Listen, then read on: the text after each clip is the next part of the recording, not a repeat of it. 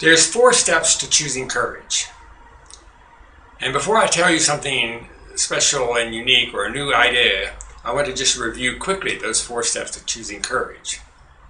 The first step is to make friends with the fear. And you do that by taking the deep breaths and saying, "Oh, am I scared? What will happen?" Like that, and do that 11 times and get the energy flowing through your body. So that's the first step of choosing courage. Second step is to get in touch with the 5-year-old self and say, "I can see and I can feel that you're frightened. It's okay to feel frightened, and I really appreciate you and honor you for the courage you're about to choose." And you express that until you can feel that little child really gets it.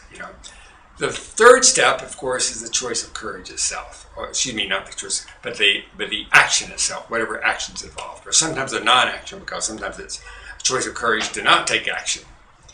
The final step, the fourth step, is getting back in touch with the 5-year-old self, and again expressing to that self your appreciation and your for them choosing courage, or for that little child to choose courage, regardless of whatever result you got, because courage exists independent of the outcome.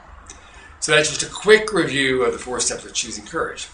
So you might think that, okay, unless I'm willing or ready to take all 4 steps, I shouldn't even get started. But that's not the case. There may be a situation where you find you're just not willing to consider taking the action. Seriously consider taking the action, whatever it is. But you can still take the first step. In other words, you can say, okay, you can at least embrace the fear, try to make friends with the fear that you're feeling regarding that action, even if you've already decided not to take the action. And that has a lot of value in itself, independent of whether you go ahead and take the action, which is the third step. And also even to honor the 5-year-old child for his willingness to even feel the fear, because instead of resisting it. And there's been several occasions where I was not willing to take the action, but then I said, well, let me go ahead and make friends with the fear, I embrace the energy of the fear, get it flowing through me. And then after I did that, I noticed I felt more resourceful, and then I was willing to take the action.